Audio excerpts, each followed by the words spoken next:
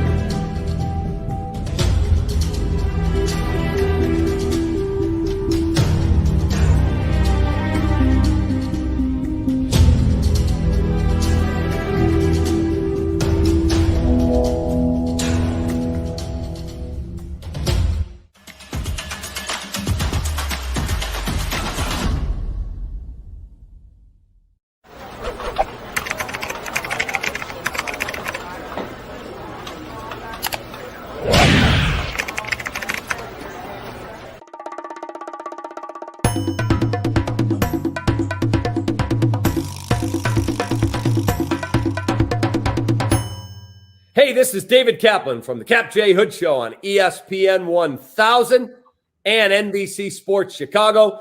Now get ready to listen and watch to Bulls 101 with Kris and Larro. Take that, Sparkles.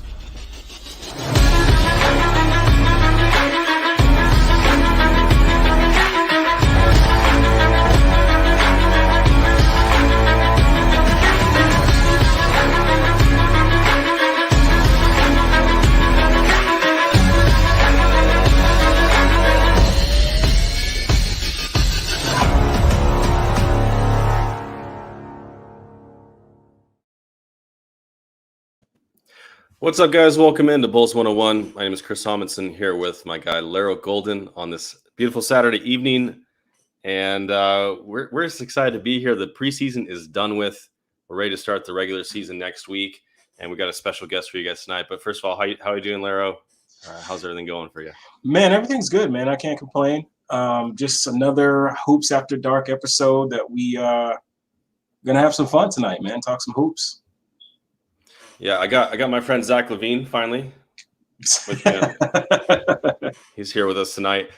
More importantly, we have a special guest tonight. My absolute favorite sports writer, Chris Herring. He used to work the Knicks beat for the Wall Street Journal. Was with 538. Is now with Sports Illustrated, as he deserves. And he's got a new book coming out too about the '90s Knicks. We'll talk a little bit about that. But wanted to welcome Chris Herring to some Hoops After Dark. Chris, how you doing? Thanks for joining us tonight. Appreciate you coming on. It was such a kind intro, man. I really appreciate it. I never take that sort of thing for granted. So thank you. I'm doing well. How are you guys? Man, I'm doing well, man. I'm excited because I listen to a lot of sports radio in Chicago, and I've heard you on with Lawrence before, and it's Lawrence Holmes, and it was fun listening to you guys kind of. The chemistry you guys have, you know what I mean? So I'm happy to get a chance to talk to you about the Bulls and your book and just learning more about you. Well, I appreciate you having me on. Yeah, Lawrence and I, we didn't go to high school together, but he went to the same high school that I did, which I swear, man, I mean, like, not to hype Homewood Flossmoor up too much, but it's really hard to find a high school that has a TV station that students can work at, a radio station that students can work at, and as a school newspaper. And I did all three. And I think a lot of folks that you see that are repping HF, Jason Benetti, a lot of the folks that do the local news here in Chicago, it's kind of impressive how many of them did all three, or at least did two of them. and I think it helps a ton. You know, I know I did radio and thought for a minute, I was like, maybe I want to do that. Never, I don't have a face for TV, so that was never going to happen. But the radio side of it always intrigued me. I really like writing though, so I stuck with that one for now. But it's really cool to have that relationship with Lawrence, and it's funny because he and I only basically talk on radio. We had a flight together one time. We talked a little bit there. We were randomly flying to Alabama the same weekend that he was graduating, and I was going to go to a graduation of a friend's down there. But you're not going to find too many people who are better than that dude. Just really nice guy. That's awesome here. Well, we appreciate the fact that you are writing and you chose writing, because I encountered you probably 6 or 7 years ago while you were still doing the Knicks beat, and I had no interest in the Knicks, but I loved the way you interacted with people on Twitter. I loved your writing, and you got me interested in the Knicks just because I wanted to read about whatever you were writing about. I knew I wanted to read it, so I really enjoyed to watch you kind of get a bigger national stage. And obviously, being from Chicago, we always count on you. I feel like tell these national guys like, how this is really what's going on with the Bulls in Chicago, and so we really appreciated your writing. And I know before we get to your book, I saw that you were at the Chicago Sky game last night, and they had a big blowout win. So I wanted to ask you, what was it like being in the building? It was one of the most filled arenas they've had in quite a while, I would imagine. I think I've been to their last either 4 or 5 games now, and I mean, yesterday was so surreal, winning by 36 points. The biggest margin in WNBA Finals history. And I turned to my friend at one point. I was like, I know I'm getting greedy here, but they're one win away from winning a title. I hope they win the next game, but I hope that it's tension involved. And I don't know that I want to win. Like the feeling, obviously, you'll win a championship. That happens once in a lifetime and sometimes never.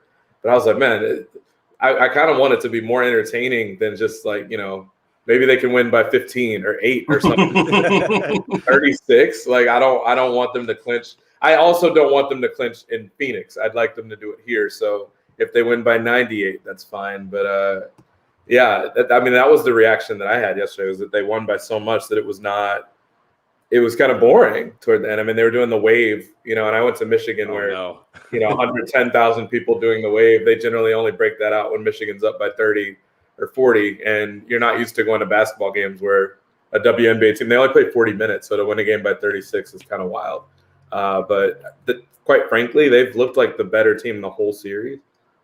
They were playing better than Phoenix in Phoenix, so you did have a little bit of a feeling like when they come to Chicago, they might really kind of open things up a little bit. I didn't expect it to be that, but proud of them, happy for them, and hoping that they can bring it home tomorrow.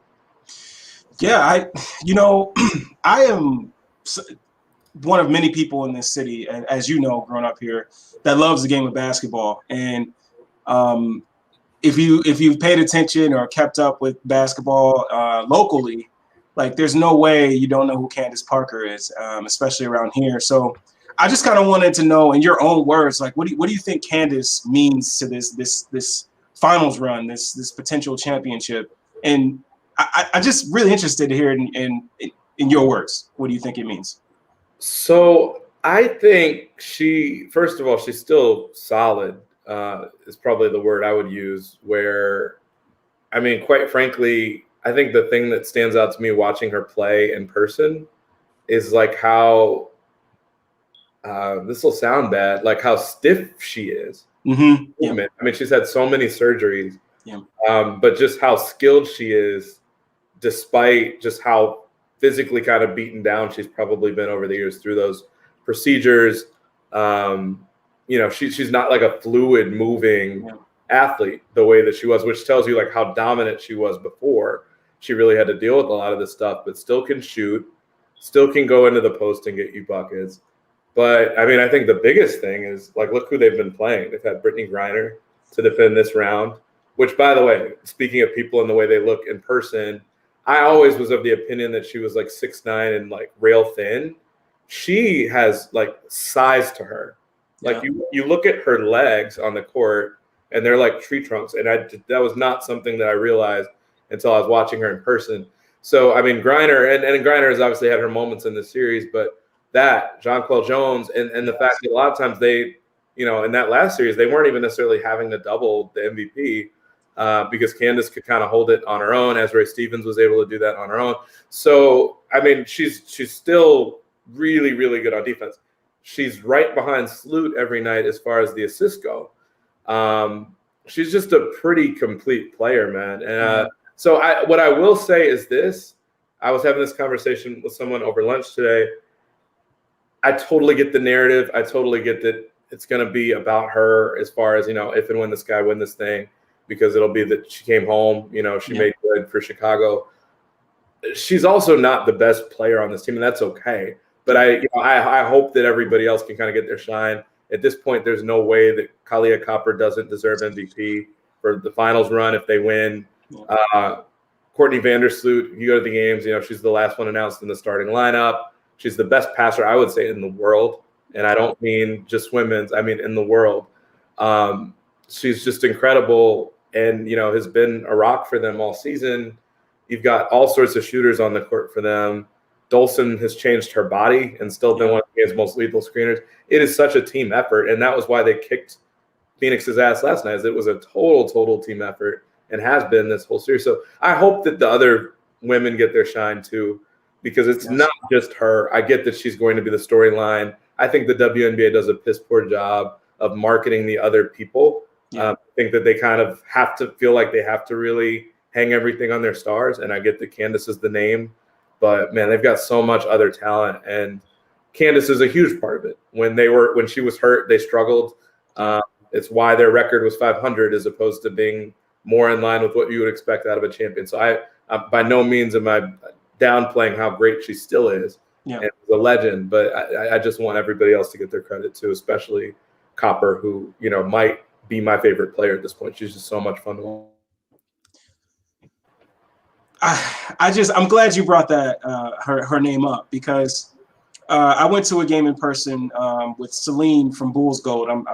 You appeared on there. Sure. And man, Kalia attacking the basket, she's just so relentless. And another thing too you brought up was Courtney. I've seen some good passers in person. I feel like, but just the way the ball is always where it needs to be. Like last night on the break, did not even look like, how sometimes players will look and then she didn't even look, in the ball. Literally, no ball was right where it needs to be. Dropped it off on the dime. Didn't need nobody right in front. I just love watching the Sky team play, and I just hope that this city starts to buy in, because sorry, Chris, long-winded, but I saw a tweet from Annie Costable that I think it was last series that it was only her for media availability. Yep. And there was no other news. No one else was there, and I really felt some type of way about that, because this basketball team, that basketball team is unreal. It's great synergy. They play together. They're tough. I just don't understand. It, and that just kind of like made me feel some type of way when I saw that tweet from Andy Costable. For sure. And well, as Chris said, it's, a lack of marketing. They, they only have a couple names, and it's something that needs to change, but I feel like the momentum is starting. I feel like it's starting to go in the right direction. And I think you see a lot more NBA players and people who cover the NBA talking more about the WNBA as they should, and appreciating it and kind of promoting the game. And I know you get the people on Twitter that just have silly responses to that kind of stuff, but it's embarrassing to be fair. But you watch a game though. I've watched a couple of these games this guy I've done in the playoffs, and it's just phenomenal. I mean, it's great basketball. And Chris, you're right. I think Van Der Sloot's just a phenomenal passer, and it's just been really fun to watch and get into a little bit more. I didn't really grow up watching sports a bunch, and I've only been a Bulls fan for my adult life basically, and so getting into the WNBA and watching this guy has been really an enjoyable experience, and I hope they take it. I hope they take the next one. As you said, you don't want to win in Phoenix, but I'm happy either way. I'm learning that we can't be greedy. I can't be greedy. Don't tempt the basketball gods, Chris. Yeah, to say that I have a problem with them winning by 36, I guess I'm being somewhat facetious, but yeah, I mean they look so much better than Phoenix, and you just hope that they stay healthy for another game or two, just to get the job done, because they certainly deserve it. And it's been amazing to see that, and quite frankly, it was amazing to see them sell out the last game. Without a doubt, the clincher, hopeful clincher, will be sold out, and they've long deserved that. So it's amazing to see it. I have friends that are here covering the finals, and they were saying, like, I cover games in all the WNBA arenas. I've never really heard game ops like this. Just how much fun it is and how lively it is. Seems like every night Chicago's got a new halftime performer. They had the dude that did the cha-cha slide do halftime. And I think he's a Chicago dude. It's incredible how many Chicago performers they have to do these halftime performances, and it's like they're happy to do it, proud to do it. It's just a special place, Chicago, and deserves a team like this. People will kind of weep and cry and moan over what the Bulls haven't accomplished. There's another good team in town. You don't have to pay attention to just them, and I hope people wake the hell up to that, because it's a great league. It has its problems with marketing and different things, but when you watch a game like Game 2 that was just incredible, and in overtime, and down to the wire, and crazy dramatic, and people will still say, oh, it's boring. It's like, what are you watching? I know you get your occasional 36-point game the first time it's ever happened, but most of the time I sit and watch it. It's that, or it's De'Arica Hamby hitting a half-court shot to knock this guy out of the playoffs, at the buzzer. So it's every time I've really sat and watched it for an extended amount of time, you get something good out of it. That's what I found. Well, I had a question for you, but you kind of answered it for me, because I was actually coming into this. I was talking to Salim and a couple other guys about this, like in terms of Courtney Van Der Sloot's passing ability. And you answered it, honestly, because I was going to ask you, like, in your lifetime of watching the game, watching it, knowing what's going on and things like that, like, where does she rank? And you answered it for me. You think she's the best passer, in the world. And I would totally agree with that. I think just the feel she has for where the ball needs to be on different cuts, or she's just so fun to watch, man. And for me, like, something I learned as well, like, I didn't know that Coach Wade was cousins to Dwayne Wade. I didn't know that until the other night of I think it was they were showing Candace when she was doing NBA on TNT, and she had said that. But for me, I guess my next question is, what is for the Sky, right? What do you think? Do you think a finals run or getting a finals championship will wake this city up, at least to being more at the games and showing more love to this team? I hope so. I mean, I think memories are short, though. Just think to, when the White Sox won their title, that, their games were full for a while. But I think stuff generally reverts back to the mean, and goes back to what it was before. You're hopeful. Obviously, I think, honestly, I remember when they signed Parker, I was on cloud 9. Tweeted about that thing that very day. I was like, oh, I'm getting season tickets. I didn't actually follow through with it. And I remember, part of the reason, there were two things. One, I was still knee deep in trying to, finish a book, which the timing wasn't great for me. But beyond that, my question was kind of like, do I want to pull the trigger and buy tickets right now if there might be restrictions on how many people can be at a game, how late in the season it's going to be okay and safe to go to a game? So I think it's kind of, on some level, it's unfortunate that it's kind of we're in these weird times too, where, people might be a little bit less likely to go to a game. Obviously, they're able to sell out for a finals run, but when stuff goes back to being normal, and we're talking about regular season games, how many people will come out? I hope so. I mean, that's really the only answer I can definitively have, is that I really hope so. they've got a local star, a local legend. They've got, all-star talent around her. Yeah. I would hope that that's enough, but I do feel like memories are kind of short here. But you hope it starts something. And I mean, I've been on Twitter before when, I've been to a lot of WNBA games. When I teach at Northwestern, we make a point to try to take our students to live sporting events so that they can get experience covering games. We take them to Sky Games, which I like doing that because it's kind of a way to show them the game and get them involved a little bit, and also to give the players, more reporters. You were talking about Annie before, just, more reporters that they can answer questions from and stuff like that. And similarly, over the summer, because the bulk of their season takes place over the summer, you have a lot of day campers that will come and watch the game. They'll have like a camp day where all the kids from the city camps come in and watch. And, they normally play that game closer to like 12 or noon so that the kids can watch and still get that in and then go home before the end of the day. And it is a little bit unruly because you've got like 1,000, 1,500 kids just screaming their heads off, with their high-pitched yells and everything like that, with their high-pitched voices. And I remember one time seeing someone tweet about watching a game like that on television and hearing it. They're like, what's that noise? Why would they bring all these kids there? And it's like the hope is to expose these kids to a game before they have a really nasty prejudice that women aren't as good or women aren't as talented or women aren't as worthy of watching. And the hope is that you hook these people so that they become fans in a way where they don't even have to pay for the game necessarily. They're just there to watch, and they don't know to have a preconceived notion or a disposition where they're just not going to like it, and they just get to have fun. And you just hope that this run will have hooked people in a way, maybe there are prejudices, but I know, I've got friends that have come along with me to these games lately that I was already going to because they, I think there's always a hype beast mentality for some people where you just want to see what's going on and what everything is about. Who cares why you end up there? Just go and you see it, and that's a good product, and they win, and then you hope that makes somebody want to go more.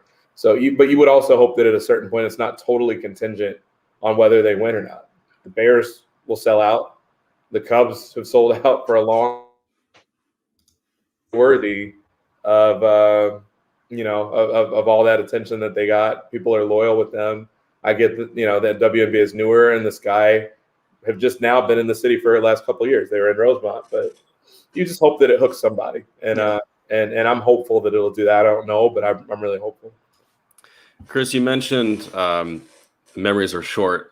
So I wanted to kind of transition into a lot of the memories that you've compiled into a book now that it's called Blood in the Garden, The Flagrant History of the 1990s New York Knicks. So I know you put a lot of blood, sweat, and tears yourself into this book and talked to a lot of different people. And first of all, I want to ask, how does it feel to think that you're going to be a New York Times bestselling author in like 3 months? That is a totally loaded question. I know. I'm sorry. My goodness. It's happening. I really hope so. It's so weird the way it works now with that process. It's somewhat out of my hands. I'm trying not to be the annoying ass dude that posts about his book and begs people to buy his book every day. I'd also be lying if I said I don't care at all about that, because now I feel like you've got publicity people that ingrain that in you and update you on your sales numbers and how stuff is doing and tell you, oh, your book is outselling this, for this same point in time. It's a little bit crazy, but it's like now I feel like the vain part of me cares about it. I've never seen myself as this great writer in terms of prose, in terms of the flowy writing and everything like that. I think I have a different style of writing. Now, I will say this book, for people who have gotten used to my work with the way I write Wall Street Journal, ESPN, 538, Sports Illustrated, this is different because, I'm writing stuff that might be more analytical for basketball stories. This is just a book where you want to kind of get across how special this team was, how unusual this team was. So it's kind of more of a straightforward style where I'm trying to you're trying to hold someone's interest for 300 pages. So it's very different. You're trying to show off your reporting chops and the best anecdotes that you've got. So, I'm hopeful, just like I am with the Sky and their crowd and everything else. I'm hopeful to make the list. If I don't, life will go on. I'm mostly hopeful that people will enjoy the book. I'm mostly hopeful for the people that read it that are diehard Knicks fans that feel like they know everything there is to know already, that those folks learn a lot too. Because the last thing I want, I would say, if I had to pick one thing between the Times bestseller list and having diehard Knicks fans feel like they walked away knowing a lot more than they started with, I would pick the latter, because you don't ever want to work on something for 2.5 or 3 years and then feel like someone says, I knew that already. Like that would be awful. And interviewing 200 some people, and not only interviewing them, but the 640 hours I spent on the phone with them, logging all those interviews and transcribing all that, and then trying to figure out what to use of it and how to structure it, where to order it, how to make sense of whether someone was lying or someone was embellishing the truth, and also trying to keep people's interest, trying to figure out which stuff people do know already and not to play that up too much, try to figure out which stuff people don't know at all and has never been out there before, and how to amplify that just a bit without being too showy about it. It's a really hard process that took this long. I didn't take a leave of absence to write the book, a book leave. And so I'm trying to watch enough basketball to stay relevant and write an informative story here or there while doing that. So I'm hoping that this is worthy of how those teams played and how those fans felt, and how even the opposing fan bases felt about how much they might have hated those teams. I want it to come across that they were an unusual team, that basketball history would have been probably a little bit different without them. And that sounds probably over the top to say that, but I don't think it is. It's not that maybe the Bulls don't win championships if the Knicks aren't there. I'm not saying that. I'm saying that the rules and the way the Bulls played and the fact that the Knicks made them bleed repeatedly. I've got one game in particular where the Knicks sent 3 different Bulls players. Keep in mind, Magic Johnson had HIV. And when he had it, the league started to worry all of a sudden, well, what if someone starts bleeding? We can't have them playing. So that was where that rule came from, that you had to sideline guys and have them treated by a doctor to stop them from bleeding. That was the year that happened when Magic left the league because of HIV. So that same year, the Knicks and the Bulls played against each other in the playoffs, and the Knicks sent Michael Jordan, Scottie Pippen, and John Paxson to the sideline all in the same quarter because they were bleeding, because the Knicks just were knocking the shit out of them. So, like that, I want the book to come across how physical those teams were, to understand how physical they were through my writing, to understand how much teams hated them through my writing. And I feel like I did a disservice in taking this long to do it if that stuff doesn't come across, if the book's not good, if the details aren't crisp, if it's not teaching people something. So I that's what I care about most. But I obviously hope that, the book is successful. I obviously hope that, at some point maybe there's film interest in it, documentary interest, which I think there will be. But I absolutely hope for those things. I'm somewhat vain in that sense. But you don't want to work on something for that long and then say you don't care how it does. Of course not. Well, obviously, and you can expect the Bulls 101 bump that you'll get, all of our millions of fans will help sell a few more copies for you. But no, you're right, Chris. That's definitely what you expect and what you've worked for and what you've earned. So yeah. Sorry, Larry, I cut you off. No, man. Everything you just said was definitely needed to be said. But I guess for me, what I wanted to ask you about is growing up a Bulls fan, right? Like you grew up a Bulls fan. So what? I guess what I'm trying to ask is there anything that's not in the book that did make the cut, to go into the book? Is there anything that you learned about this other than what you just said about the bleeding and things like that? But is there anything else that came up? You're like, wow, that I didn't know anything about that with this team. About the Knicks or about about the Knicks? I'm sorry. Oh my God. I mean, I'll put it this way. I at the end of all this, like I said, at least 650, probably closer to 700 hours of interviews. There was a couple times where my computer wasn't working and I couldn't record them with my computer, so I had to take them down by hand or what have you. But I mean, there are so many people that just tell you stuff that you might not have a place for, or there's not like a clear way to put it. And so I had a whole document that I just labeled cutting room floor. of all the best details I had that like I couldn't find a clear way to get into the book. Yeah. And I decided to have a phone call with my book editor just to kind of go one by one through those things to say like, look, I feel like I can live without this being in the book, but maybe you can't. You let me know how you feel about it. And, if need be, maybe I'll tell my book agent and he can kind of give thought to whether or not he feels like these need to be in the book in some way, shape, or form. So I think when I finished that, there were like 100 things on there. Like, I'm not exaggerating with that number. And, a lot of them, I mean, I'm trying to think off the top of my head. Riley, Peter Vesey was telling me that Pat Riley basically almost got fired from NBC before he fired might be too strong a word, but like they almost were ready to let go of him during his gap year when he went from between the Lakers to the Knicks, because basically he was so tight-lipped with everything where they would bring him on to analyze the games and, just the NBA in general. But he was so kind of on the prowl for a job that he wouldn't critique anybody and wouldn't say anything as anything. And so, the idea that the NBC sports president was like, you got to give us something. And if you can't, we'll just find somebody else. Like, we get that you're trying to protect the image and you don't want to piss anybody off. And so I actually was looking at a clip yesterday where he like would not say a thing about the Knicks because he very much wanted that job. And it was pretty funny because Bob Costas was kind of baiting him to say something and he wouldn't say anything. So there's that. Another anecdote with Riley. There was a moment where I guess Greg Anthony was a little bit foolish at times. He left a loaded gun somehow in the weight room when he's lifting weights. And while he was doing it, like he obviously left it there. And the film coordinator, one of the assistant coaches, came across it. And I guess he knew that Greg carried a gun, or there's something about it that kind of denoted that it was Greg's gun.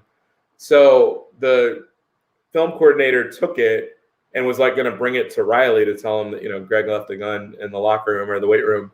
So he brings the gun into Riley's office, and Riley would always watch film in like a dark room in a dark office. He just wanted no lights on except for the film itself.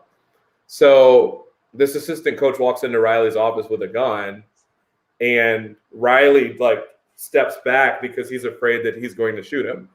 So there was that. The story that I was not going to include at all, that my editor was like, you have to find a way to put that in. I'll try to tell it quickly. The Knicks had their first annual youth basketball camp for youth campers. And I've seen those camps before. They get advertised. They almost never have, when the Bulls had Tip Thibodeau, it was never going to be like a Derrick Rose or a Noah. It was going to be, a Ronnie Brewer. It was going to be I don't even think you'd have a Boozer or a Rip Hamilton or something like that. It was going to be someone like off the bench or someone that they recognize, but not one of the stars. You can't convince the stars to do that for the money that it costs and the time that it takes. So in 1992, a good example of someone like that would have been Anthony Mason. He was not really an established guy yet, and he was a local New Yorker. The money would be significant to somebody like him who didn't have a guaranteed contract yet. So they got Anthony Mason to agree to come to the camp for a day for $1,500. They got him a limo to go pick him up and come out to the camp. He comes out to the camp. As his limo pulls up, the kids go crazy because it's his limo, and they know that there's a player in there. And he rolls down his window, so the kids go crazy again because they recognize him. He was, essentially kind of a seventh man on that roster in 1991. So the kids are excited, but then Mason refuses to get out of the limo. He refuses to get out for about 15, 20 minutes, to which point the administrative director for the Knicks during those years, Ed Tapscott, who had paid the money and, paid the invoice for Mason to come in the first place, he's like, Mace, why are you not getting out of the limo? Mason tells him, I'm refusing to get out. I'm not going to. And Ed Tapscott asks him why. He said, because it can't be for $1,500 anymore. It's got to be for $2,000 flat. And Mace is like, okay. Or I'm sorry, Ed Tapscott is like, okay, what? Like, we've already agreed on this. We agreed on this weeks ago. Why are you just now telling me this? He was like, well, I've basically got you over a barrel. Like, what are you going to do? You're going to disappoint the kids? So he says, I don't even have that much money on me to give you, but I'll try to go send somebody. Like, what choice do I have? So he sends one of his assistants to go to the ATM to get extra money. Mace is satisfied with that. So Mace gets out of the limo. Mace plays with the kids a little bit, scrimmages, but Mace was someone that wasn't capable of turning like his competitiveness on and off. So he ended up playing like too physically with them, and he ended up breaking a kid's nose by accident during the scrimmage. It's like a 9-10-year-old kid. The kid gets knocked out cold. Everybody's freaking out. The Knicks people are freaking out because massive lawsuit on the way. Except the kid, finally regains consciousness. He wakes up. Mason's hovered over him, and the kid just breaks out this massive smile from the ground and, asks Mason if he'll sign his bloody T-shirt. Mason obliges. And the Knicks feel fortunate to avoid a lawsuit. But then as everything is ending and Mason is hopping back in the limo to go home, he said, well, by the way, I might as well tell you the reason that I wanted the extra $500. I'm going to go have the limo driver take my mom to the mall after he drops me off, and then my mom will go shopping. That's what I want the extra money for. And he just drives off.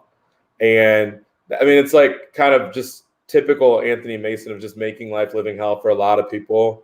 I spent a ton of time talking to people around him in and out of his life, not just teammates. Like I probably talked to a good 15 or 20 people that had nothing to do, that weren't teammates at all, but were people that he grew up with, people that he was college roommates with, people that were college teammates of his, people that ran the program that he played at in college and talked about how he almost got kicked out of school for repeatedly visiting the girls' dorm when it was off limits, and people whose cars he crashed, and people that covered for his crimes to make sure that he didn't get in trouble.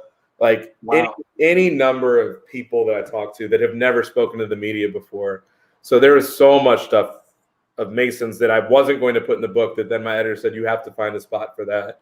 So rearranged the book to make spots for it. I'm trying. Chris, you're worried that Knicks fans are going to learn something after what you just told me? Well, that one, that does make the book, but I'm not worried about that. What I said is that I was worried about it initially, and that's why the book took so long. It's like I refused to just turn in something that everybody knows already. The Mason chapter, most of it is stuff that's never been reported, and it's one of the longest. It's one of the 2 longest chapters. And the Don Nelson stuff is nuts too. He was there for 55 games, I think. I take about 59 games, and his tenure was wild as hell. Like all of it was, and. I can't wait to read this. So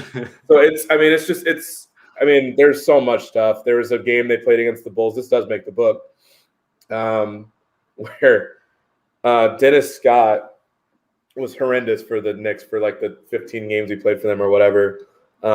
He was essentially John Starks' replacement after they traded for Latrell Sprewell. But Dennis Scott was like woefully out of shape, as he often was, even going back to college. Happy about how out of shape he was. He's not happy about how out of shape Marcus Camby was. A lot of guys, because it was the lockout season. So the Bulls, fresh off losing Michael, Phil, Scotty, and Dennis, horrendous team. I think they ended up just annihilating the Knicks somehow here in Chicago.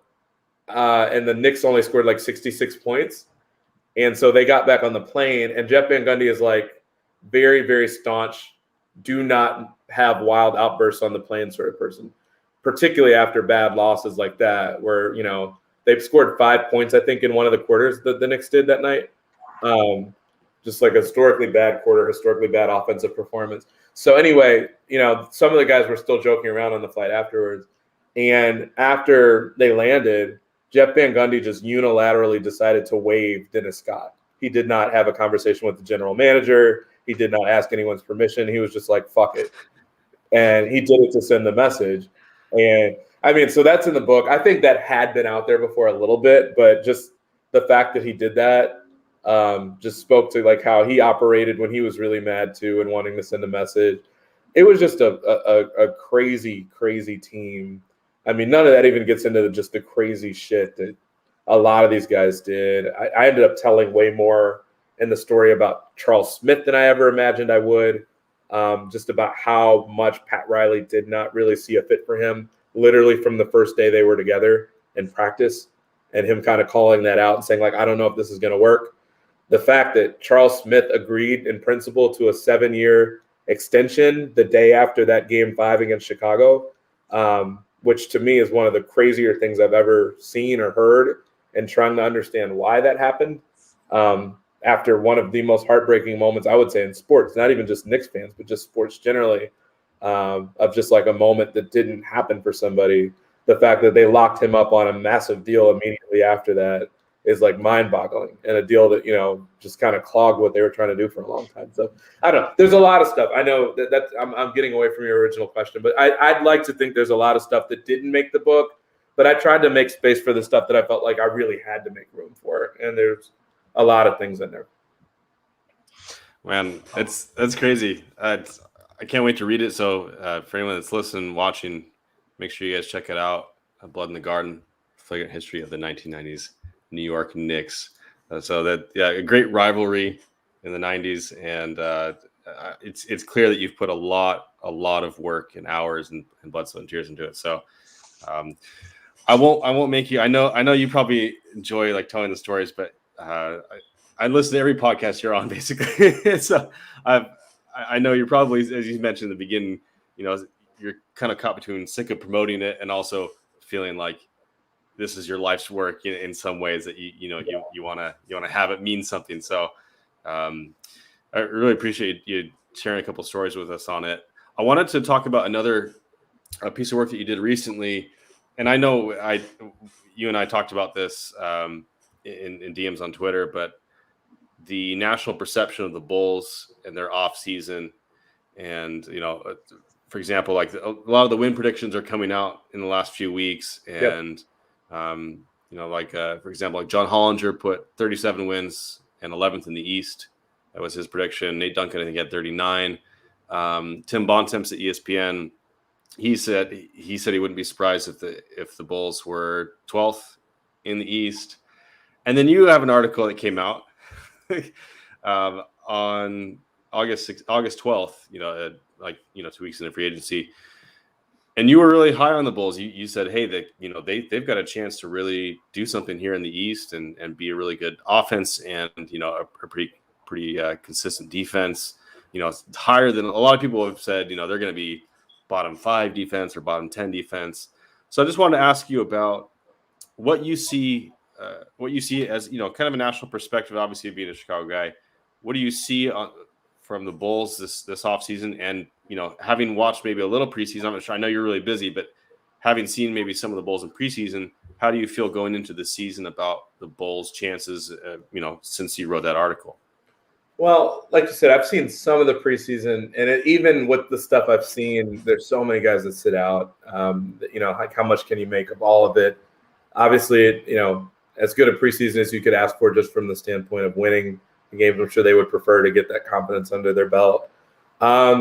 The moments that I've seen don't surprise me a whole lot. I actually think they've been a little bit more active on defense even than I thought they'd be. I feel like they're getting there,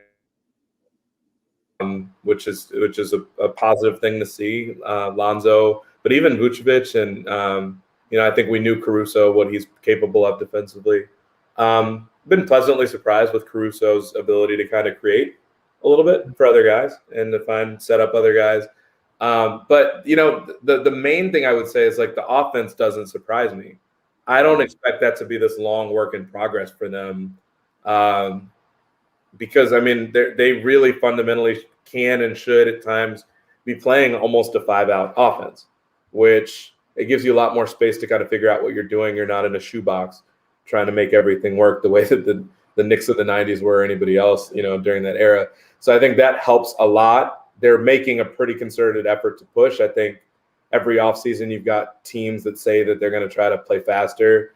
I don't think there's any doubt that the Bulls are actually listening to that, and I think Lonzo helps a lot with that. I think the fact that you could theoretically play 4-guard lineups a lot of times, or 4-wing lineups, will help with that, because you've got guys that don't need to look for someone to outlet the ball to. So you did see a lot of that, where they're, not only are they playing faster, they seem to be more active. Again, the competition has not been great in the preseason.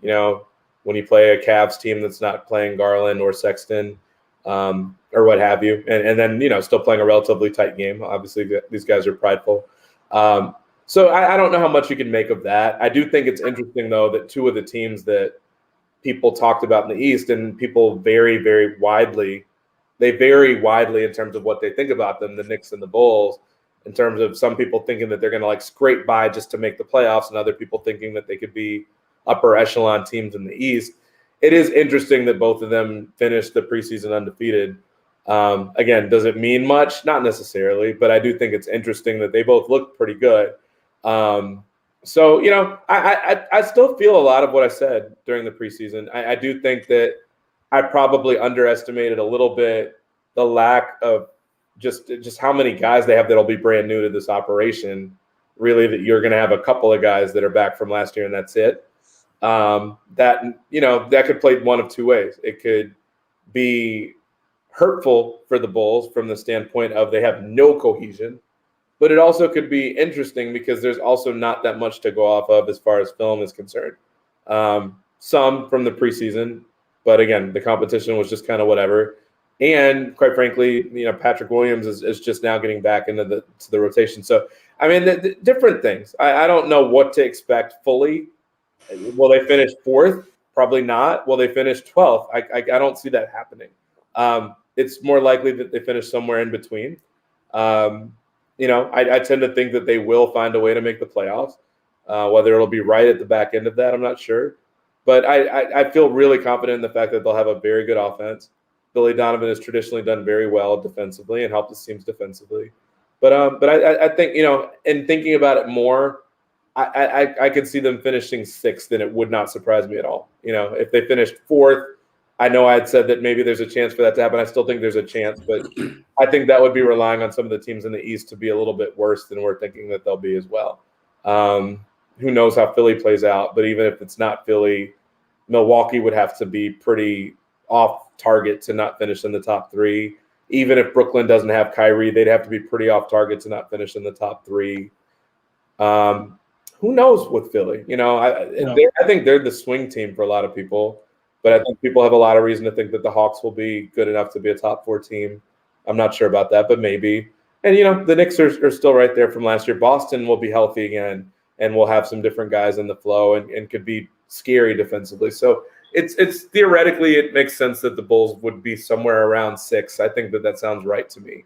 If we're talking about expectations and hopes, I do think it's interesting that nobody will put a single hope on this team and say exactly what they feel like is a win for them. That's very interesting to me when they've added this much talent, but, you know, I guess they don't see a benefit in, you know, marking on the wall and saying exactly how high they can jump. That's a good point. You brought up Billy, and I wanted to ask you, I asked Darnell Mayberry when he was on here, but as somebody that covers the league nationally, are there any concerns you have with Billy Donovan in this team in terms of him schematically and being able to put the right schemes in for this team? Is there any type of concerns you may have for Billy Donovan? I'm sorry. There have been times, I think, some of the stuff that I've worried about a little bit more muted this time, I think. They've got so much scoring now that I kind of feel like when you've got 3 guys that can score at the level that the Bulls have, that it's hard not to stagger those guys. And quite frankly, when I've watched just the little preseason I have watched, he's already kind of been staggering them to some extent. That's something that I never understood when he had all the talent he had when he first got to Oklahoma City. Like, why aren't you staggering these guys more? With KD and Russ. And so I feel like having 3 guys instead of 2, you almost have no choice but to stagger them a little bit. And I think, too, having all the ball handling that he has really helps with that. The fact that Caruso, if he takes a step and shows, I've always been capable of ball handling, I just really haven't been asked to do much of it, that will help a lot. That would be my concern, is that I just kind of feel like Zach having to do so much by himself, they would hit these lulls because there was nobody else. I think hopefully the front office fixed some of that for him just by adding this much scoring and this much firepower. I do worry a little bit that if they're not gelling quickly, that it's unclear what lever exactly he pulls. It is a team that projects to be a lot better on offense than defense. But you have a lot of guys that are used to being able to just kind of do whatever. DeMar can, score and is going to look to score. Zach is going to do that. Vooch is going to need his shots. there are going to be guys that kind of get squeezed out a little bit sometimes, and that might be okay because maybe they're still getting their open shots off kickouts and other things like that. But what lever do you pull if and when these guys don't gel perfectly? I think they should be fine. But if for some reason they don't, how does Billy do something about that? Because if you are going to be a team that finishes somewhere in the 6 range, you can't avoid these skids, and you can't really you can't really afford the skids. And if they are going to struggle a little bit defensively, they've got to have it on offense. So I worry a little bit about that.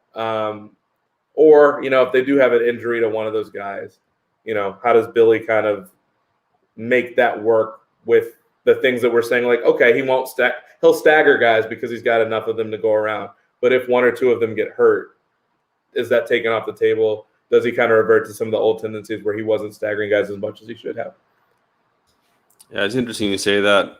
And I love what we're seeing from Zach so far. And some of the national concern, which I thought was really unfounded, was this idea that LaVine needs the ball in his hands all the time to be effective, or that he's like a selfish player or a ball hog. None of those things have ever been true about Zach LaVine. Is just, as you mentioned, he hasn't had anybody else just to take that scoring load. And now he's got, Vooch and DeMar DeRozan.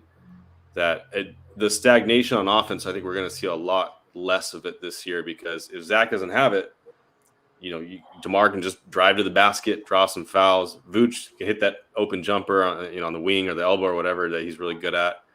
And as you mentioned, they got so many great passers between not only those 3, but Caruso, Lonzo, Patrick Williams is a good passer.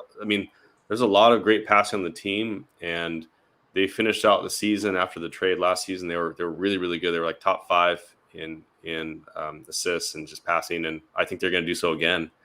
And the defense, though, has been the critical issue, I think, for a lot of people, the sticking point for a lot of national people, who I think part of it is a little bit of an outdated view of how bad or good LaVine is on defense, and also Vooch.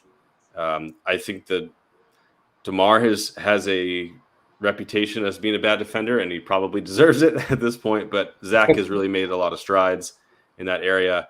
And as you mentioned, they're able to play, 4 guard wing size guys out on the perimeter, and they've been able to switch things and be aggressive. They've averaged over 10 steals a game, all 4 preseason games. And I don't think they're going to do that during the regular season, but they could probably be, top 5, top 10 in steals and transition points. And that really plays to their strengths with guys like Alex Caruso and Lonzo, setting guys like Zach LaVine or Derrick Jones Jr., up on the break. So just wanted to see, you obviously have a lot more connections than we do, but what do you think it is that's the sticking point on the defense? Like, why do they really think that the defense isn't going to be good? And I don't think Bulls fans, at least the ones that we talk to, I don't think anyone's expecting top 10 defense, but I also don't think we're expecting bottom 10 defense. I don't think the defense to us is as big an issue as it's being made out to be. But what's your take, or what have you heard on that from your colleagues?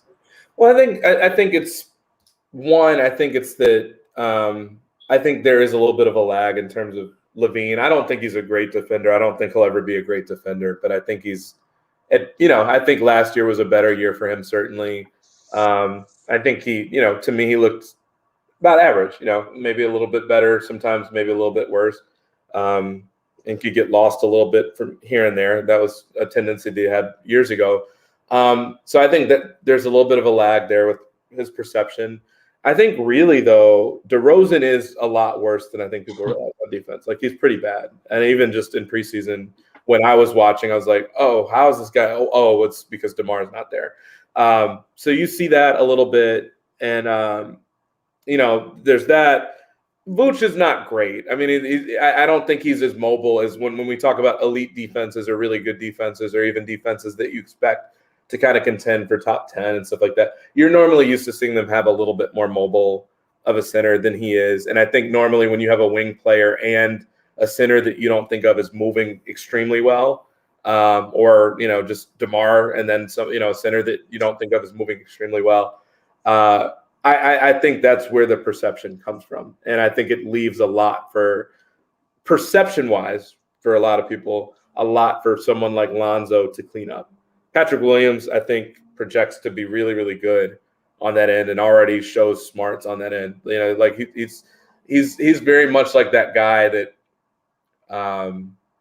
that is like beyond his years. If you just look at kind of the way he just seems to fit, like he plays like a veteran, even though he's young in some ways, and doesn't demand much as far as needing a whole lot of shots or anything like that. But he's just kind of solid especially for a young player. So I don't know. I see how fans think that they'll be better. I see how people think that they'll be worse. Again, I think it probably splits the difference a little bit, and there's probably somewhere in between, in my opinion. You just mentioned Patrick Williams, and something that I thought was pretty cool that I saw in the final preseason game is Billy gave him some center minutes, and it was pretty cool to see it. I didn't know what to expect from it because he didn't have any of those minutes last year, but I thought he looked really good in those minutes at the 5. They switched on one possession.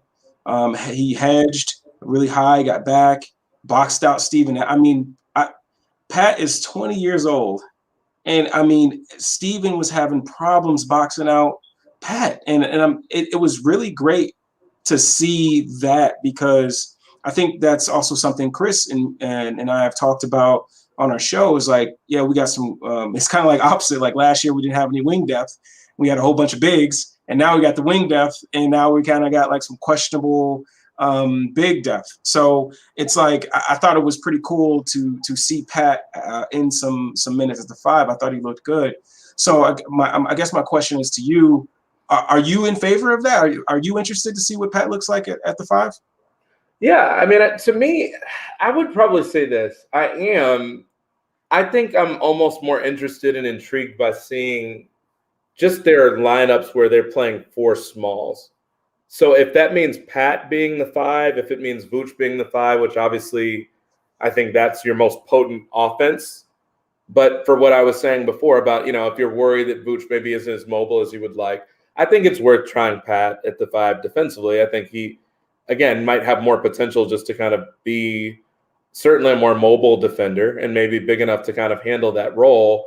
I'm not completely sure how it plays out, but I mean, I think it's worth trying if you just want to be more mobile and more up and down as a team. Obviously, they've been trying to push the ball. It's been really kind of cool to see Caruso with the other guys because it's just a team that everybody can handle the ball, essentially. And if Pat is your 5, that's a pretty quick group and a group that all of a sudden – DeRozan notwithstanding, everybody else can defend and kind of hold their own pretty well. So it's a team that has a lot of balance to it.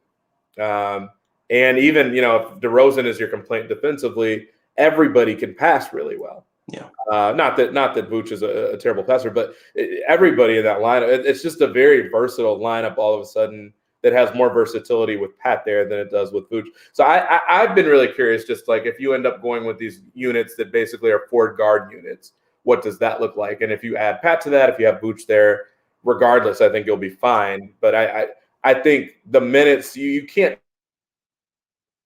about this team is the depth to some extent. And you know, if you're using Caruso with those guys too much, maybe you're burning that depth a little bit because you want to just have him in minutes by himself to run the second unit, what have you. But I am interested to see it, and I do think it's something that come playoff time could be a really nice tool for them if it's something that works during the regular season. I agree. I think one of the reasons I think we're both interested in that specific, you know, look is because of really a lack of defensive versatility at that 5 spot. Otherwise, right? We got Vooch, who's really, you know, mostly just going to play drop. Now he's played a little bit higher, closer to the level on some plays in the preseason so far. So we'll see if that holds. But he's not, you know, particularly mobile in that area. So I think drop is really going to be his base scheme. And I think Tony Bradley as well is kind of involved in that. So they've tried Alize Johnson at the 5 while Tony Bradley was out with a back issue and Patrick Williams wasn't there. So he's a little bit more mobile. He doesn't really offer any rim protection, but he's more mobile. They were doing like switching 1 through 5 at certain points when he was on the floor. And then But Patrick Williams, I think that's the one, because Patrick Williams showed a lot of rim protection skills in his college days, and I think that's something with his size and athleticism. I mean, I'm not sure if Chris, if you saw when he blocked DeAndre Ayton on a lob last season. Incredible. Very, very, very similar to the one that Giannis blocked him in the finals. Yep. Patrick Williams not only blocked it, just snatched it out of his hands midair and like started the break. And I want to say it was Booker that threw him that pass, and it was not the greatest pass, but still, I mean, just the agility to make that play, to get up there in the first place was really impressive. And I think that speaks to exactly what you're saying of why you might be curious to run a lineup like that out there. It might not be successful all the time. It might not be ready quite yet. That's a big responsibility, particularly when DeRozan's in front of you. But still, you still might want to try it, because it opens up some new possibilities. And quite frankly, if we're being honest, I've said this before, I think Patrick Williams is kind of their swing guy here. That if he can take a leap here, I don't see how the Bulls are even close to 12th, the way some people are talking about. If other guys kind of just play to their capability and Patrick Williams takes a step, all of a sudden you're talking about one of the more interesting starting fives in the league at that point, because you essentially have what I would say, and I think this is fair, 3 fringe level all-stars in your lineup. And you would also have you'd have a point guard who is probably like one of the best just passers in the game, and who's a good defender, and who might be, we'll have to see the next year or two, might be like a 40% three-point shooter. And then you have a guy that also is a rookie, basically shot around that level, who can defend. So, I mean, it would just be a team that would have crazy balance, a team that has 3 guys that can give you 20 a night, that, one of the best passing units in the league, that isn't a sieve on defense. DeRozan will probably try to make them one. But, aside from that, you feel pretty good about the other guys you have out there, at least decently, and a couple guys that you feel really good about. And particularly if Caruso's out there as well, maybe replacing one of them. So I tend to feel really good about it if Patrick Williams takes a leap and makes a leap and takes a step forward. It's too early to know that. Obviously, he was banged up for most of this preseason and recovering. But, I kind of feel like if he's really good this year, at least good for a second-year player, you have to feel really good about the Bulls potentially outkicking their coverage as far as what the expectations are with this year. Wow. I mean, and honestly, Chris, we try to look at a lot of film for our shows and stuff, and I like to think that preseason results are cool. Going 4-0 is cool. Ranking really high in either top 5 or first in certain categories is really cool. But I think it's more so about the process for how they're getting these shots. All right, where is Vooch getting his shots? Is Vooch, where is he screening on the floor? Are they running? What are they running offensively? Lonzo's here, so how are they fitting the 3 new Vooch, DeMar, Zach, Lonzo? How are they fitting together offensively? Right. So, for me, offensively, like you said, I think it's going just how we thought it could go.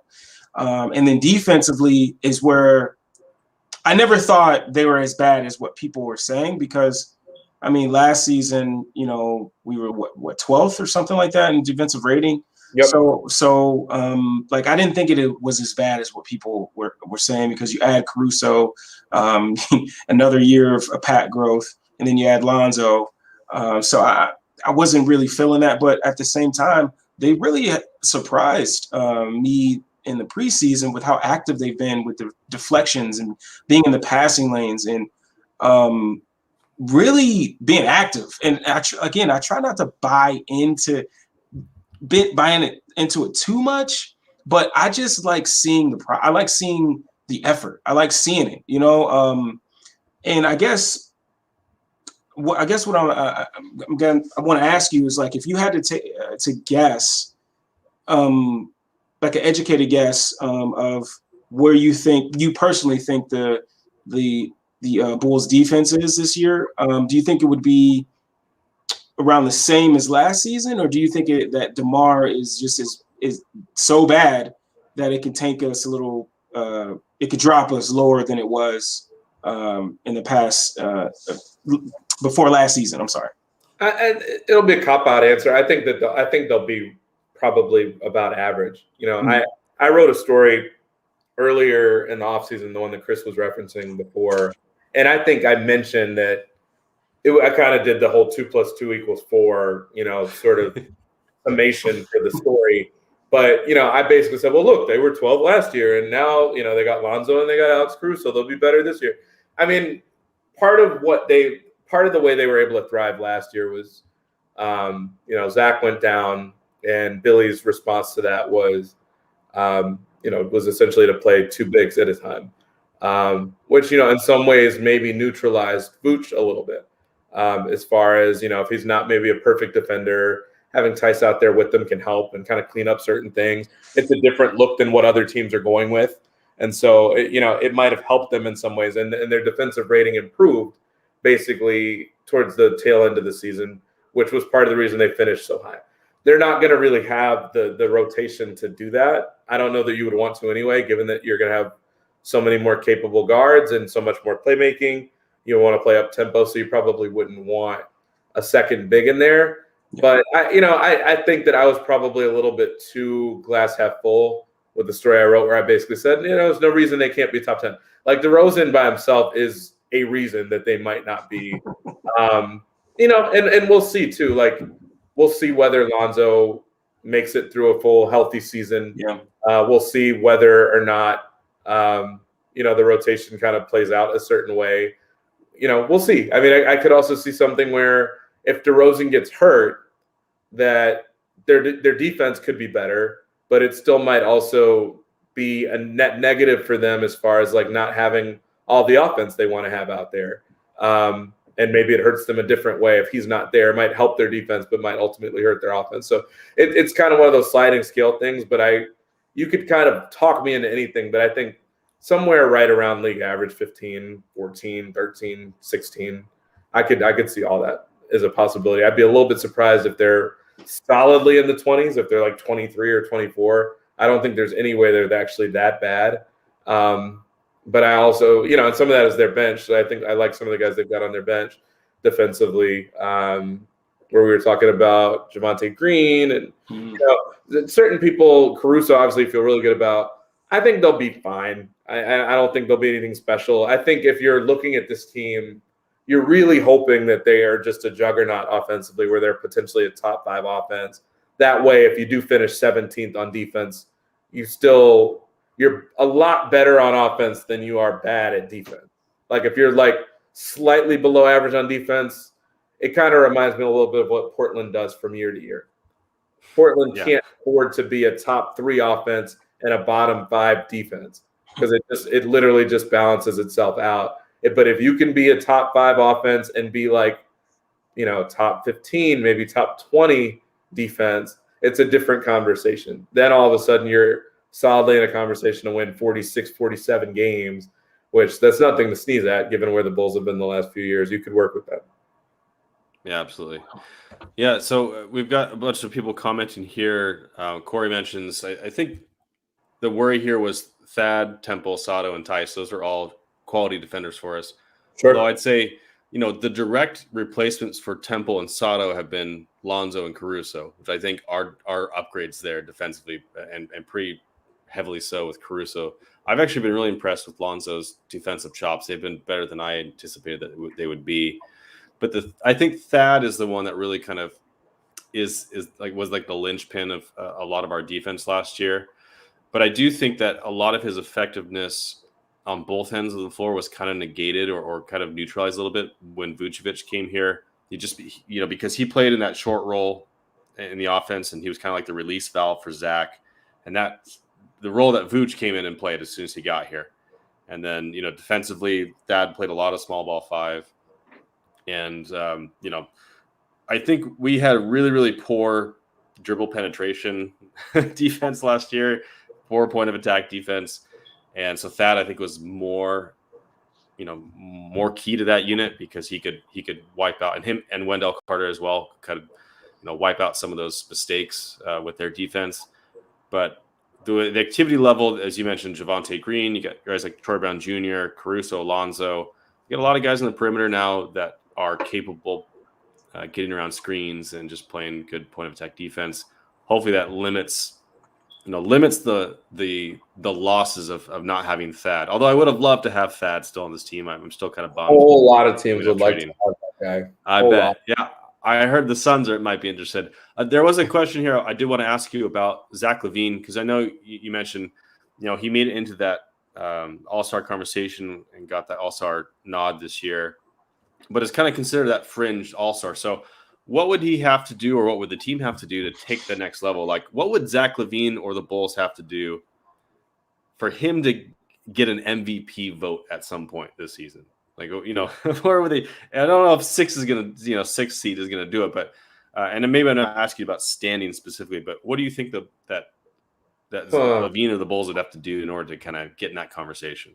I think if I'm being honest, I think it would be really tough for him, and I don't think it's through any fault of his own. I think, generally speaking, when you've got this many guys that can really score, and you've got guys that, generally someone has to sacrifice. And it's interesting because it really hasn't looked like Zach is going to have to be that guy when you've looked at the preseason and he's scoring 31 in 25 minutes or whatever he's doing.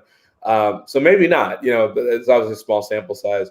But my thought is that for the sake of trying to keep everybody happy and to try to help everyone gel, I kind of feel like more often than not, guys get wrapped up and they kind of get in their own heads sometimes where Russell Westbrook did this. Actually, Billy Donovan's a good example of, seeing it firsthand. I remember talking to him in Oklahoma City where he felt like Russ was passing too much. I'm not quite worried about that with Zach, but my point is to say that there might be moments where he's not scoring quite as much just because there's other mouths to feed. There's another mouth to feed. Now, granted, DeRozan is a very, very good passer, great passer almost.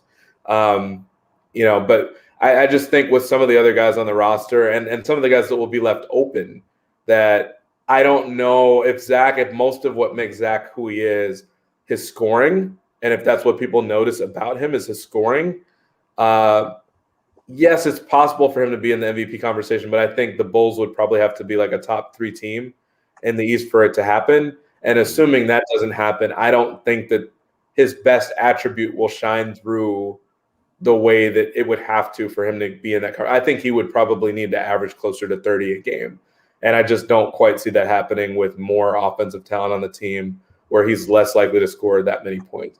So it could happen, but I tend to think when a team gets an infusion of talent, I feel like guys are they either are really bolstered in the MVP conversation because their team wins way more, like 60 games, or the numbers level out a little bit. The efficiency numbers pick up, but the counting statistics kind of level off a little bit because you're going to be sharing the wealth a little bit. So I tend to think that the latter will happen with Zach. Not that I don't think the Bulls are going to win 60, and I don't think that Zach is going to average 35. I think he's probably more likely to average a little bit less than he has the last couple of years. Maybe a little bit more through pace, but I don't think it'll be a whole lot more. So I'd be a little surprised if he gets considerable number of votes that way.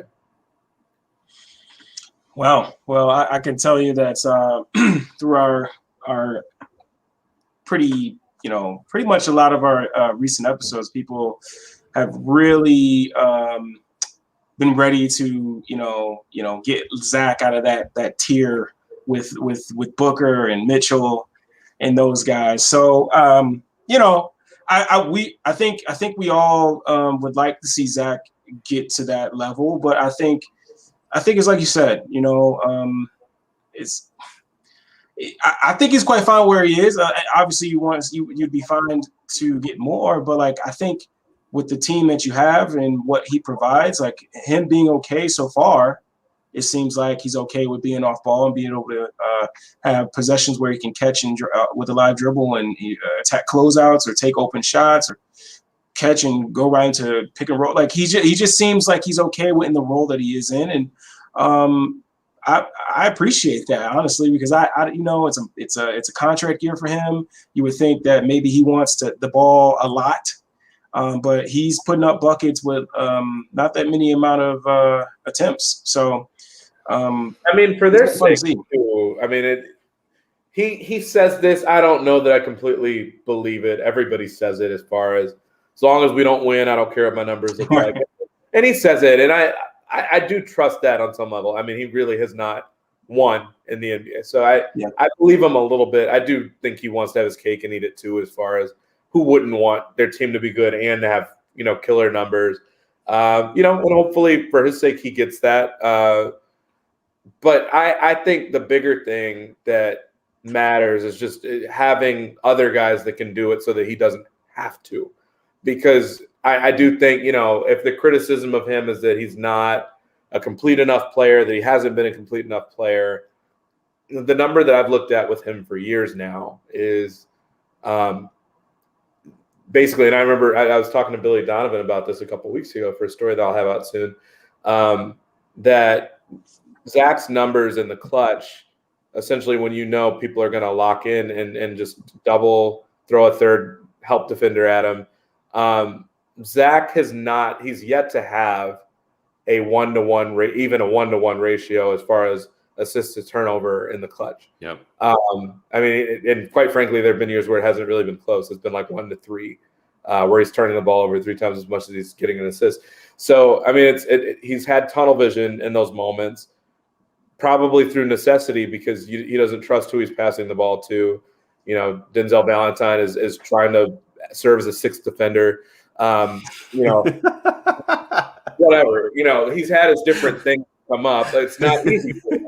So I understand that, but I love that. now that excuse, not that there's an excuse that he needed, but that kind of goes out the window when you've got DeRozan, who can just as easily, maybe even more comfortably in some cases, kind of get a last shot or set up a last shot, or at least make the defense play honestly, as opposed to just kind of throwing everybody they have at Levine. So I think that sort of number should matter a lot more than, exactly how many points per game he scores, which might not, be all that indicative of whether or not the Bulls are in a better position to win. I guarantee you, if Zach is a better passer and a better decision maker because he can make easier decisions in those moments in late games, I guarantee you that will have a tighter correlation with the Bulls win-loss than the idea of like how many points he scores per game. And I think most people could probably recognize that this year. Yeah, couldn't agree more. Larry and I have talked about this 1,000 times about how, specifically in the clutch, as you mentioned, the turnover ratio, assist turnover ratio, and the fact that all defenses are keyed in on him. Yeah. And, out of necessity, he has to be the guy to take that last shot, and hasn't had a lot of other options. But DeRozan has been one of the most efficient isolation scorer in the league the last 2 years. Obviously has a really, really high rate of drawing fouls, getting to the bucket. And then, Vooch obviously is an incredible scorer. So they've got options. So I'm really excited to see this year, because last year in games decided by like less than 5 points in 5 minutes or whatever, they were like 10-16. They were in a ton of close games, and they just couldn't get over the hump. And that's, I think, going to be the biggest change. And so with the MVP talk, I completely agree. I think he has a better chance to make All-NBA. But the thing that really, really matters is the Bulls winning. And I think if the Bulls start winning, and they just need to change a few of those things, if they could have just pulled out a few of those games in the clutch last year with a little bit more talent, a little bit more discipline, I think you're really going to see that record swing pretty hard. And now with all the talent they've got, I think Bulls fans, I know the national media can say whatever they want. I know Bulls fans feel really good about their chances going this year, just being a winning basketball club for the first time and feels like forever. So I know we've kept you pretty long here. I wanted to ask you real quick, what other team other than the Bulls, who are obviously at the top of the League Pass rankings, what other team are you looking forward to catching, on League Pass this year, or what other team kind of intrigues you in the East or the West this year? I'm really, I don't know if it's a League Pass team as much as I'm really intrigued by the teams where, like, you could tell me anything about where they'll finish, and I wouldn't be able to, like, firmly disagree with you. I think the Bulls are an interesting one. certainly. I've told you kind of how I feel about them and written about that, but obviously a lot of people disagree. I think the Knicks are interesting for that reason. The team that I think about a lot that I find myself kind of not wanting to talk out loud about very much is Toronto, because you could tell me that Toronto would be 12th, and I think a lot of people have them there. But you could also tell me that they'll like make the playoffs, and I wouldn't know which side was up, because they obviously have completely overhauled over the last couple of years. No Kawhi, now Lowry is gone, but they have guys that can step in. I think everyone's of the opinion that Siakam could play so much better. This is a team that, for all the talk that everybody will have about how the pandemic really affected them and hurt them, I mean, Toronto was playing games outside their home country, home games outside their home country in a completely foreign place. They started to pick it up a little bit in the second half. They also kind of gave several games away, not wanting to make the playoffs, seemingly, to be in the lottery. So Van Vliet is a completely capable point guard who, as much as I like him, he's one of my favorite players in the league. He has his flaws. He's got stuff that, he's got his shortcomings. He's one of the worst finishers in the league, in terms of drives and stuff like that. And has played next to Lowry basically his whole career. So it'll be interesting to see him holding that spot down completely by himself. But I also think the Raptors guys are like Shark's Teeth, where one guy ages out, leaves, moves on, and then you have another guy that just replaces him. So OG Anunoby is one of the players that I'm most interested in seeing this year. Siakam is going to be very interesting once he's back. Is he healthy? How does he look? Does he perform any better after a really brutal last season? Boucher is fascinating to me. They've got so many guys with length on that team, so many guys that can just step out and shoot it. They made a draft pick that I did not see coming at all in Barnes. That'll be interesting for them to see how that plays out. So I don't know. I'm very intrigued by the Raptors, not because I think they're going to be this great team, but because I don't know what to expect from them. And I'm really, for whatever reason this year, I'm really intrigued more by the teams that are, people have completely differing opinions on what they'll be or what they'll represent. And I think the Bulls, the Knicks, and the Raptors are all really interesting to me from that standpoint. Yeah, it's interesting that you said Toronto, because I'm put aside my fandom for the Bulls. Like, I'm a huge fan of OG. And I think in the preseason, in the games he played, I think there were some flashes of self-creation, more than we've seen with him. And if that's any indication of what is to come, like, who knows? Because he's already an elite perimeter defender. He can shoot the heck out of the ball, 40% from three. And if he can add that self-creation aspect, with that flash that you've seen in this preseason, man, that's a player right there for them. And you add Pascal back, you got Fred VanVleet.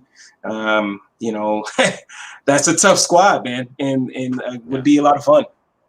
And a team that has a ton of experience. I mean, now granted, with Kyle Lowry there, with Kawhi there, but I don't think you just get to write it all the way off just because those guys aren't there anymore. At this point, a lot of them have played in big basketball games. So it's an interesting situation, and I just kind of feel like there's no sense whatsoever of how much a team would benefit or really be at a disadvantage with everything they had to deal with, and probably being away from their families in a lot of cases by having to play in Tampa. Like who wants to do that when you play in Canada? And shout out to Toronto, because it's such a fun market and such a fun venue that really just, I feel like, because it's not in America, it doesn't get the credit that it deserves. And people forget about how cool it is. It's actually a whole. And yeah, anyway, neither here nor there. I'm very, you could tell me anything with them and I would hear you out. But I would tend to think that they're better than what people are expecting, because Lowry and everything with that. But I think when they talk about the teams that really suffered during the pandemic, I think Toronto is at the top of that list. Yeah, absolutely. Kris, before I let you go, I want to ask you one last question about what, besides this book coming out and you becoming a multimillionaire from it, obviously, What is your professional goal this season? Like, what do you want to accomplish, or what skill do you want to develop further, or that kind of vein? What is it you're hoping to do to expand your game this season? It's hard to say this 2 days before the season starts, but I don't even know that I'll get a complete chance to do it because of the book, and because I'm teaching to a class this quarter twice a week for 3 hours each, so I'm completely tied up mostly on Tuesdays and Thursdays, all of which kind of makes me too busy to really focus. I haven't had a year where I could just focus solely on the NBA and nothing else since 2015, maybe 2016. The year, even that year, like I moved back to Chicago and was trying to basically engage myself in in a situation where I'd been in a long distance relationship and was trying to make time with my girlfriend at the time in person. So I was just trying to make up for lost time with her. So I haven't really had a situation where I could just sit and watch basketball for years. The book played into that.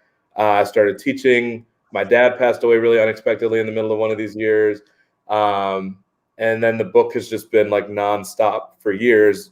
It's basically been 2 full-time jobs at once. And now I'm still trying to finish the last little piece of the book, trying to market it, trying to publicize it right before it comes out, and I'm teaching. So I'm still not in a situation where I'm able to do that. So I'm almost looking more at the 2022, 2023 season is when I'll be back and when I can just put everything down, hopefully. So if this book does well, then I can do really well with it. The nice thing would be not having to worry about I don't have to worry about anything. I shouldn't word it that way, but I can just focus and I can just say, I don't need to do anything else on the side, or don't even want to do anything else on the side for 1 year. I'm just going to focus on basketball. And, maybe one day I could even put Zach Lowe to shame as far as how much basketball he's watching. No, I cannot ever do that. The idea of watching just an enormous amount of basketball, which I watch a lot already, even with these other jobs and with these other responsibilities. But I just want to get back to doing it. For years, what I've really wanted, to answer your question, is to be able to write really deeply reported features, not reliant totally on analytics, not even mostly on analytics. They don't have to have any numbers in them really, but just features on teams where I can spend a week and a half with them on the road and really kind of just immerse myself with them, watching them play, talking to their guys in the locker room, which the locker room access is not really a thing right now with the pandemic. But I always have kind of been jealous of those sorts of features. And I think that's part of the reason I've been conscious of my writing for years. I've never seen myself as a really strong writer, but the sorts of stories that I've chased ever since those Wall Street Journal days were always kind of more numerical stories. And so I think this book certainly taught me, and I think I knew even before that I can do more than just number stories and do more than analytics stories and more than analytics pieces, and kind of just have more of a human element to them or find interesting stuff. So I did one story like that kind of when I first got to Sports Illustrated. It was about the Hawks, and specifically kind of how long they had gone without having an MVP candidate level talent. They've gone 28, I think now it'll be 29 years since the last time they had one of their players finish in the top 10 of the MVP race and the MVP vote. And it's the longest in the NBA by more than 10 years. I think the Nets were the next closest team on that list. And even the Nets might have had one last year. I don't know where Durant finished in the voting, or whether Harden finished somewhere higher up. Anyway, writing that and how it impacted their fan base in a city where they've got teams that they're in love with. The Braves were on national TV for years. So they have a massive following. Obviously the Falcons, I feel like the NFL is the biggest sport in the country. So they have a massive following. Even the soccer team in Atlanta sells out their games like crazy. And then you've got the Hawks, who, however you feel about Joe Johnson, they didn't have a legitimate superstar and a bankable superstar that, could sell products on television or sell products to commercials or anything like that. Joe Johnson was kind of boring, which feels unfair to say, but I think it was also true. So doing a story on that and talking to dozens of their fans and to their executives and to their players about how this past year was going to be an opportunity for them to finally change that with Trey, and writing that on the, on the eve of the playoffs and then watching them almost go to the finals was really cool. And, looping into that story, a racial element about how the Hawks are weird because they're this team with all this culture, but playing in a state that is very racially divided, and in a city that is heavily Black, with an ownership group, at least as of a few years ago until the ownership changed, where the ownership was very blunt about the fact that they wanted more white fans in the crowd to help, basically to make more money off of them. And so worried that, maybe they were too urban and too hip hop with the game ops stuff. I find all that stuff fascinating. Like, my dad was a sociologist. I'm someone that studied political science. That is kind of right in my wheelhouse as far as basketball, but also factoring in all these social concerns and social issues within it. I think that's what makes the NBA so fascinating, really. And so writing more stories that dig into all of those things instead of just basketball or just analytics or just numbers or just, wow, this guy is shooting really well lately. I feel like I'm capable of all that, but it takes time to report those stories out, to do a good job with them.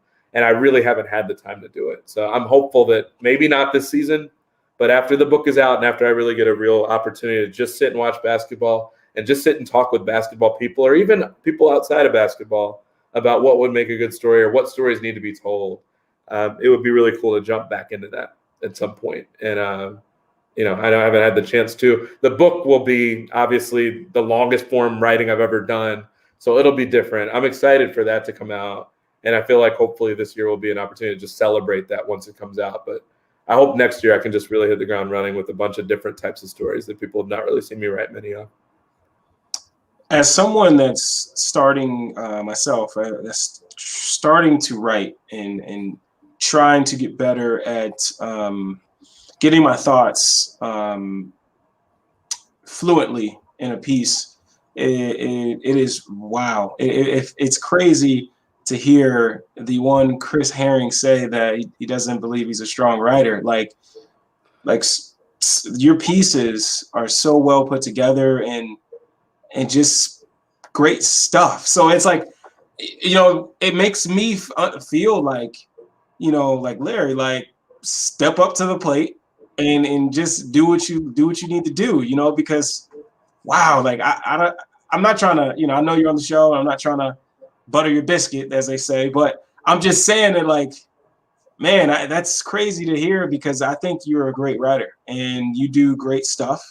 And I mean, I think, these companies wanting you to be a part of their business says a lot about that. So, yeah, I just needed to say that. It's been great to have you on, and especially for me, because, like, not to make this a racial thing or anything like that, but it's always great to see African-American, Black people in sports writing and being, beat reporters and doing different things, and being successful at it. So it's been great having you on, just to pick your brain and things like that. So thank you for coming on. I really appreciate it.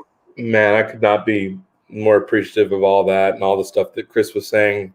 Of course, you guys would bring me into the podcast and hype me up the way you did, and then have me go out that way too. You guys both planned, but I could not be more appreciative of your all's patience. I know you guys have reached out to me several times, and as you can tell, obviously I've been still putting a lot of time into the book and really trying to make my way to everybody that's been, just requesting to have me on. So thank you so much for being patient. But I had a blast talking with you guys. I don't know what the hell happened with my camera, so I appreciate that too.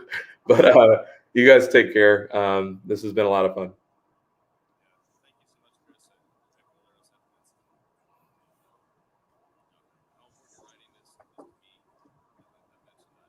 Times that your favorite sports are not just for the writing, but the way you carry yourself and the example that you set in the way you treat people is just a phenomenal example. And so I never thought I would be here being able to interview you on a show that Larro and I run. I mean, it's been a dream come true and one of my goals. So yeah, keep fighting a good fight with Zach Lowe. Let him know, Yes. One of my other goals is if Zach Lowe wants to have us on his show, talk about the Bulls. He doesn't have to talk to Nick Friedel all the time.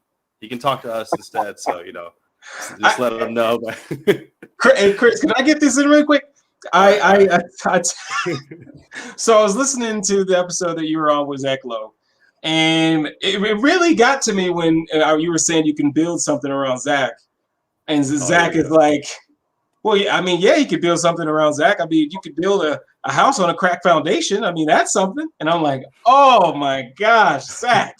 Yeah, I mean, he had a pretty great season, man. And like, I'm not sure that this is exactly, this is the ceiling for him necessarily. I mean, he was playing with, I won't say nobody, but he was not playing with these guys last year. So Zach, it's funny, that podcast that you're referencing, and I think I said this a couple of times during the podcast, I can't remember Zach and I ever having been more polarized in our views on almost every team we talked about. And it's funny because so many people say that they're such big fans of me podcasting with Zach.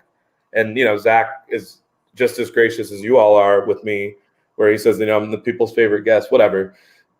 But, I'm always stunned that people enjoy our podcast so much because we agree so much of the time.